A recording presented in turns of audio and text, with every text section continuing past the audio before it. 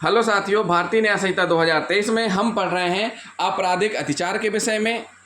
आज हम पढ़ेंगे बीएनएस की धारा 330 जो कि आईपीसी की धारा 443, 444, 445, 446 के समरूप है। यानी कि 330 में ये चारों धाराएं समाहित हैं, गृह अतिचार और गृह भेदन। गृह अतिचार के भी दो प्रकार हैं और गृह भेदन के भी दो प्रकार हैं। गृह अतिचार के अंतर्गत आ जाएगा प्रच्छन्न गृह अतिचार और रात्रो प्रच्छन्न गृह अतिचार। गृह भेदन के अंतर्गत आ जाए गृह भेदन और रात्रो गृह भेदन। तो सबसे पहले हम जान लेते हैं गृह अतिचार क्या होता है। गृह अतिचार का मतलब होता है कि जहां पर मनुष्य रहता है, मतलब इस धारा का उद्देश्य है मकान, तंबू, जलयान या निर्माण में रहने वाले व्यक्तियों की प्राइवेसी, एकांतता का अतिक्रमण करने वाले व्यक्ति को दंडित किया जाएगा। जो कोई अतिक्रमण करेगा, किसका करेगा? जो व्यक्ति मकान, तंबू, जलयान निर्माण में रह रहा है, उन व्यक्तियों की प्राइवेसी पर अतिक्रमण करेगा तो यह माना जाएगा कि उसने गृह अतिचार किया है। निर्माण के अंतर्गत क्या आएगा ये हम आपको पहले बता चुके हैं। भवन के अंतर्गत क्या आएगा ये भी हम आपको पहले बता चुके हैं। तो निर्माण का मतलब क्या होता है? निर्माण शब्द से आशय ईंट या पत्थर से बने तथा छत से ढके किसी अहाते से है। एक ऐसा मकान जो ईंट पत्थर से बना हो, छत से ढका हुआ हो, तो क्या माना जाएगा? निर्माण माना जाएगा। परंतु आंशिक रूप से बिना छत की चार दीवारी इस धारा के अर्थ में निर्माण नहीं माना जाएगी। बिना छत से का जिस मकान में छत नहीं है तो उसको निर्माण नहीं माना जाएगा। यदि घर का स्वामी पशुओं के बांधने के गोठे में रहता है तो उसे भी निर्माण माना जाएगा। इसी प्रकार दीवार रहित टीन सेट को निर्माण नहीं माना जाएगा, परंतु यदि वह मुख्य भवन का अभिन्न अंग है तो उसे निर्माण माना जाएगा। क्या माना जाएगा? निर्माण माना जाएगा। भवन से तात्पर्य ऐसे निर्माण से जिसकी दीवारें हो, जिस पर छत हो तथा वह रहने के लिए उपयोग में लाया जाता हो। अतः एक टपरे को या प्रवेश को, द्वार के प्रवेश को भवन नहीं कहा जा सकेगा, क्योंकि वह केवल प्रवेश और बहिर्गमन के लिए प्रयुक्त होता है। गृह अतिचार के अंतर्गत भवन या निर्माण का प्रयोग मानव निवास के उपयोग के लिए होना आवश्यक है, परंतु यह आवश्यक नहीं कि उसका उपयोग स्थायी रूप से निवास के लिए किया जाए। अतः इस अर्थ में स्कूल को भवन माना गया है। इसी प्रकार रेलवे स्टेशन के प्रतीक्षालय को भी मानव निवास के इसी प्रकार रेलवे स्टेशन के प्रतीक्षालय को भी मानव निवास के उपयोग हेतु भवन माना गया है। गृह अतिचार का अपराध घटित होने के लिए अतिचारी के शरीर का कोई सी भी अंग गृह अतिचार का अपराध घटित होने के लिए अतिचारी के शरीर का कोई सा भी अंग गृह के अंदर जाना पर्याप्त माना गया है। मकान की छत भवन का ही हिस्सा होने के कारण यदि कोई व्यक्ति किसी के मकान की छत पर अनधिकृत प्रवेश करता है तो यह माना जाएगा कि उसने गृह अतिचार का अपराध किया है। तो साथियों, ये हो गया गृह अतिचार। अब हम बताएंगे आपको प्रच्छन्न गृह अतिचार क्या होता है। प्रच्छन्न गृह अतिचार, इस धारा के अनुसार प्रच्छन्न गृह अतिचार के अपराध का मूल तत्व यह है कि गृह अतिचार करने वाले अभियुक्त ने गृह में अपनी उपस्थिति को उस व्यक्ति से छिपाने के लिए जो उसे निष्कासित या अपवर्जित करने का अधिकार रखता है किन्हीं सक्रिय साधनों का प्रयोग किया हो। मतलब यह हुआ कि जो घर में रह रहा है वह व्यक्ति, सामने वाला जो प्रच्छन्न गृह अतिचार कर रहा है, उसको मना, अपवर्जित करके रखा है, उसका आना वहाँ अलाउ नहीं है, फिर भी वह किसी इस तरीके से उस घर में प्रवेश कर जाता है किन्हीं साधनों का प्रयोग करके और वह अपने आप को उनसे छिपाता है। तो इसको क्या माना जाता है? प्रच्छन्न गृह अतिचार माना जाता है। वस्तुतः प्रच्छन्न गृह अतिचार में आपराधिक अतिचार का ही एक गुरुतर स्वरूप है। क्या है? आपराधिक अतिचार का ही एक गुरुतर स्वरूप माना गया है। इस हिसाब से देखा जाए तो आपराधिक अतिचार के कुल 4 स्वरूप हैं। पहला गृह अतिचार, गृह भेदन, रात्रि के समय प्रच्छन्न गृह अतिचार तथा रात्रि के समय गृह भेदन। ये जो गृह भेदन है, ये रात्रि के समय गृह भेदन और रात्रि के समय गृह भेदन। केवल इस तथ्य के आधार पर कि गृह अतिचार रात्रि के समय किया गया था, कोई मामला इस धारा के अंतर्गत प्रच्छन्न गृह अतिचार नहीं बन जाता जब तक यह साबित न किया गया हो कि अभियुक्त ने अतिचार किया है। क्या ना साबित किया गया हो कि अभियुक्त ने अतिचार किए गए गृह में अपनी उपस्थिति छिपाने के लिए कुछ सक्रिय साधनों का उपयोग किया है। जैसा कि पूर्ववर्ती धारा में उल्लेख किया गया है कि किसी मकान की छत पर अनधिकृत प्रवेश गृह अतिचार हो सकता है, लेकिन वह प्रच्छन्न गृह अतिचार या गृह भेदन का अपराध नहीं हो सकता है। तो साथियों, ये क्या हुआ? प्रच्छन्न गृह अतिचार। अब हम आपको बताएंगे रात्रो प्रच्छन्न गृह अतिचार क्या होता है। इस धारा का मुख्य उद्देश्य यह स्पष्ट करना है कि यदि प्रच्छन्न गृह अतिचार रात्रि के समय अर्थात सूर्यास्त से सूर्योदय के बीच के समय में किया गया हो तो वह दिन में कारित प्रच्छन्न गृह अतिचार की तुलना में अधिक गुरुतर स्वरूप का होगा। जब तक अभियुक्त के विरुद्ध यह साबित न कर दिया जाए कि उसने स्वयं की उपस्थिति छिपाने के लिए कोई सक्रिय कदम उठाए थे, उसे इस धारा के अधीन दंडादेश नहीं किया जा सकता। तो ये क्या हो गया, रात्रि प्रच्छन्न गृह अतिचार हो गया। अब हम पढ़ लेते हैं गृह भेदन क्या है और रात्रि गृह भेदन क्या होता है। गृह भेदन की अपराध के बारे परिभाषा हम पूर्व में आपको बता चुके हैं। इस अपराध में आपराधिक अतिचार, देखिए गृह भेदन जो है ये एक प्रकार से आपराधिक अतिचार में समाहित है। इस अपराध में आपराधिक अतिचार तथा गृह अतिचार दोनों अपराधों के तत्व विद्यमान होते हैं। गृह अतिचार का अपराध उस स्थिति में गृह भेदन का अपराध बन जाता है जब धारा में उपबंधित 6 तरीकों में से किसी एक या अधिक तरीके से गृह में प्रवेश या बहिर्गमन किया गया हो। धारा में उपबंधित 6 तरीकों में से प्रथम 3 ऐसे प्रवेश या बहिर्गमन से संबंधित है जो समान प्रवेश या बहिर्गमन से मार्ग से भिन्न हो, जबकि अंतिम 3 के अंतर्गत अभियुक्त बल का प्रयोग करते हुए प्रवेश करता है या बाहर निकलता है। तो कौन कौन से 6 तरीके हैं उन पर हम नज़र डाल लेते हैं गृह भेदन के लिए। पहला, यदि वह ऐसे रास्ते से प्रवेश करता है या बाहर निकलता है जो स्वयं उसने या उस गृह अतिचार के किसी दुष्प्रेरक ने वह गृह अतिचार करने के लिए बनाया है।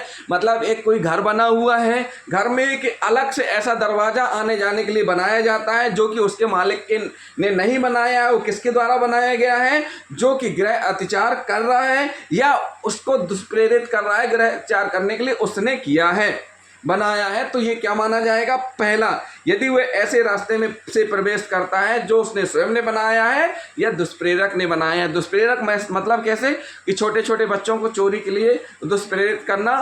तो एक जो मैन लीडर है उसने एक ऐसा थोड़ा सा ईंटें निकाल के ऐसा बना दिया, छेद होल बना दिया जिससे छोटे बच्चों को अंदर कर दिया जाए। तो एक प्रकार से जो ये दुष्प्रेरक के द्वारा बनाया गया, स्वयं न जाकर के दूसरे को भेज रहा है घर के अंदर अपराध करने के लिए।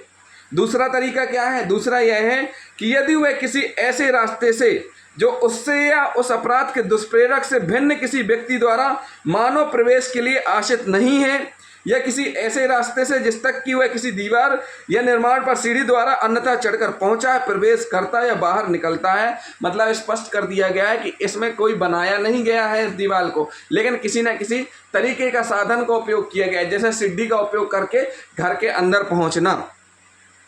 नंबर तीसरा, यदि वह किसी ऐसे रास्ते से प्रवेश करता है या बाहर निकलता है जिसको उसने या उस गृह अतिचार के किसी दुष्प्रेरक ने वह गृह अतिचार करने के लिए किसी ऐसे साधन द्वारा खोला है जिसके द्वारा उस रास्ते का खोला जाना या उस गृह के अधिभोगी द्वारा आशायित नहीं था।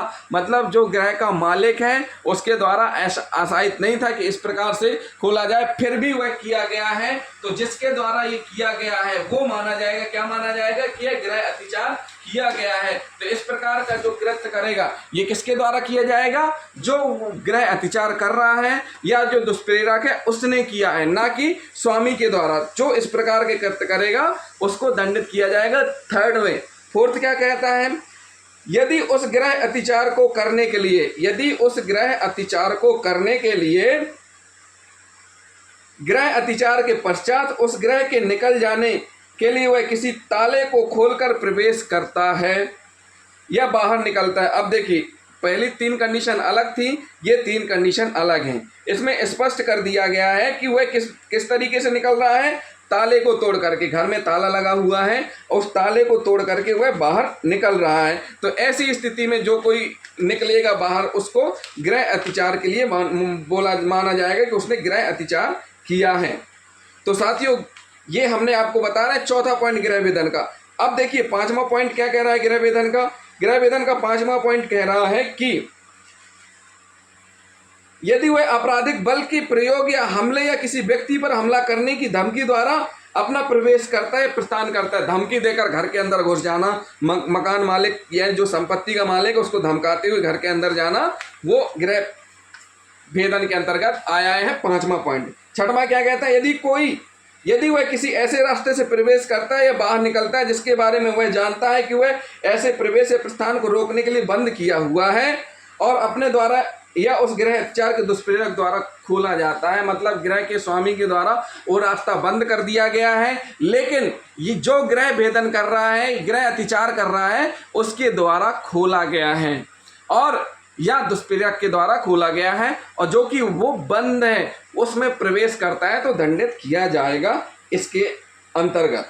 तो साथियों ये 6 कॉलम है, 6 प्रकार से गृह भेदन होता है, तो ये हमने आपको बता दिए। अब हम बताएंगे रात्रोग्रह भेदन क्या होता है। इस धारा में बताया गया है कि सूर्यास्त के पश्चात और सूर्योदय के पूर्व किए गए ग्रह भेदन को, यानी जो हमने 6 तरीके आपको बताए हैं, यह अगर रात में किए जाए, रात्रि में, यानी सूर्योदय के पश्चात, सूर्योदय के पहले और सूर्यास्त के पश्चात, क्या सूर्यास्त के पश्चात और सूर्योदय के पूर्व किए गए ग्रह भेदन को रात्रि ग्रह भेदन कहा जाता है। क्या कहा जाता है? रात्रि ग्रह भेदन कहा जाता है। इस प्रकार से अगर कोई कृत्य करता है कब?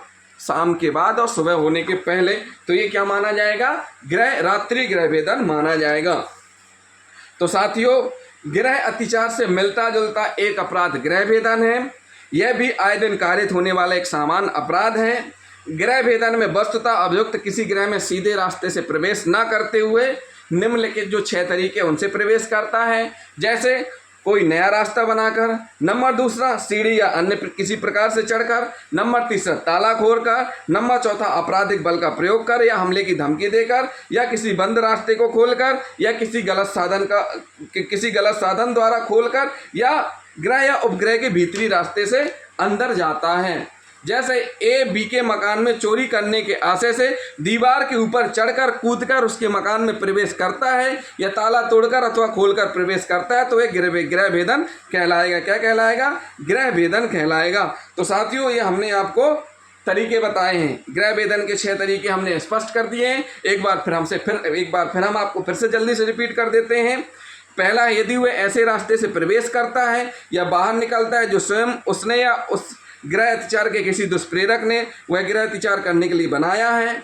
नंबर 2, यदि वह ऐसे रास्ते से जो उससे या अपराध के दुष्प्रेरक से भिन्न किसी व्यक्ति द्वारा मानव प्रवेश के लिए आशयत नहीं है, किसी ऐसे रास्ते से जिस तक कि वह किसी दीवार या निर्माण या सीढ़ी द्वारा चढ़कर पहुंचे, मतलब सीढ़ी या निर्माण का सहारा लेकर पहुंच रहा है। नंबर तीसरा कह रहे हैं कि ये किसी ऐसे रास्ते से प्रवेश करता बाहर निकलता जिसको उसने या गृह अतिचार के किसी दुष्प्रेरक ने वह गृह अतिचार करने के लिए किसी ऐसे साधन द्वारा खोला हो जिसके द्वारा उस रास्ते का खोला जाना है गृह के अधिभोगी द्वारा आश्रित नहीं है, मतलब कोई ऐसा साधन उपयोग किया हो जिससे उसको खोल लिया लेकिन मकान मालिक के द्वारा वो बंद कर दिया, आश्रित नहीं है कि मतलब ऐसा खोला जाए। चौथा, यदि गृह अतिचार करने के लिए गृह से निकल जाने के लिए ताला को खोल करके, ताला तोड़ करके, धुआं हुमसा करके घुसा जाए।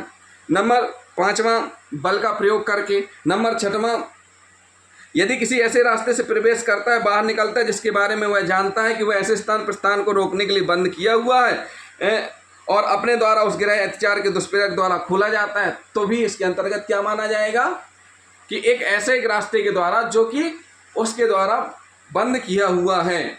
मतलब क्या किया गया है इसमें फिर से समझिए, कहा गया है कि बंद किया हुआ है, अपने द्वारा गृह अतिचार के दुष्प्रेरक द्वारा खोला जाता है, प्रवेश और प्रस्थान के रोकने के लिए बंद किया हुआ है, मतलब आने जाने के लिए वो बंद है लेकिन उस इस बंद स्थान को खोल करके प्रवेश कर रहा है, तो वह भी गृह भेदन माना जाएगा। तो अगर स्पष्ट कर दिया गया है प्रच्छन्न गृह अतिचार यानी दिन में सूर्योदय के बाद और सूर्यास्त के होने के पहले प्रच्छन्न गृह अतिचार और रात्रि प्रच्छन्न गृह अतिचार यानी कि सूर्यास्त के बाद सूर्योदय के पहले। इसी प्रकार गृह भेदन यानी कि सूर्यास्त के पहले और सूर्योदय के बाद।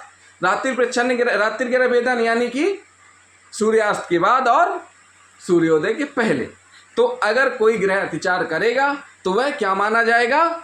गृह भेदन, रात्रि गृह भेदन माना जाएगा। तो साथियों, जिन साथियों ने अभी तक हमारा चैनल सब्सक्राइब नहीं किया है, चैनल सब्सक्राइब जरूर कर लें, वीडियो को लाइक और शेयर करना ना भूलें, साथ ही साथ कमेंट भी करते जाएं। थैंक यू दोस्तों।